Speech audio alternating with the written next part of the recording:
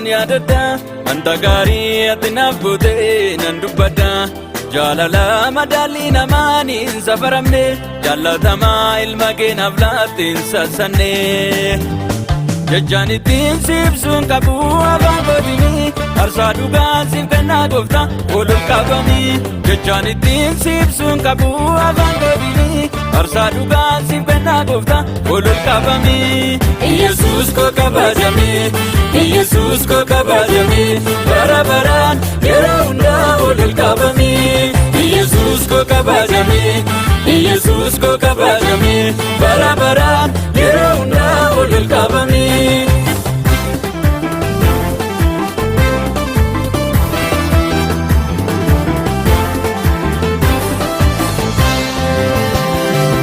Angaarummaa kee haasa'een fituuna dubbachiisa jireenya koo boqonnaa laatee sin waaqessa galmee du'arraa maqaa koo haqxee lammaffaa jireenya naaf kennite nagaadhaan ba'ee akkan gaaluufi aboomuchummaa naaf kennite gaarummaan keef jaalalli kee gaarummaan keef jaalalli kee gaarummaan keef araarri kee gaarummaan keef araarri kee dubbatamee dhumoo gooftaa koo dubbatamee dhumoo dubbatamee dhumoo Yesuus koo dubbatamee dhumoo gaarummaan keef jaalalli kee gaarummaan keef jaalalli kee gaarummaan keef araarri kee dubbatamee dhumoo gooftaa koo dubbatamee dhumoo Yesuus koo dubbatamee dhumoo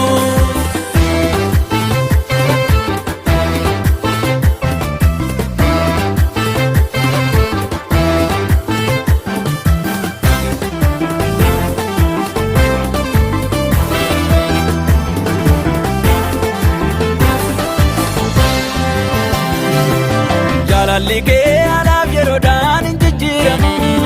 akka isa biyya lafaa miti kan kennumu boru maal ta'a jedhee yaada'u sirratti obsisee nagaan jiraadha ati abdii koo yeroo hundaati garaa koo fuutuun si amanadha Yesuus koo kabajame Yesuus koo kabajame bara baraan yeroo hundaa ol qabami Yesuus koo kabajame Yesuus koo kabajame bara baraan yeroo hundaa ol qabami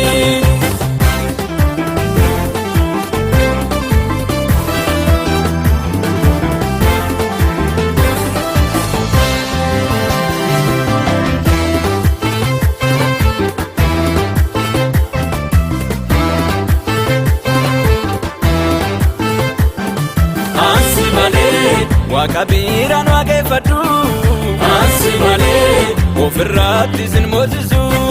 waaqni kiyya si qofaa hangaarumatti oolu jedhi waaqeffamii bara gurratti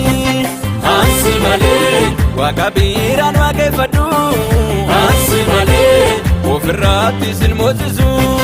waaqni kiyya si qofaa hangaarumatti oolu jedhi waaqeffamii bara gurratti Elshadai damakaan kee daangaan qabu guddinni kee Elshadai damakaan kee daangaan qabu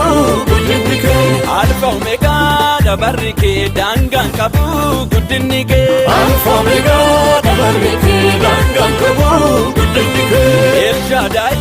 damakaan kee daangaan qabu guddinni kee Elshadai damakaan kee daangaan qabu guddinni kee Alfa Omeegaa dabarri kee daangaan qabu guddinni kee Alfa Omeegaa dabarri kee daangaan qabu guddinni kee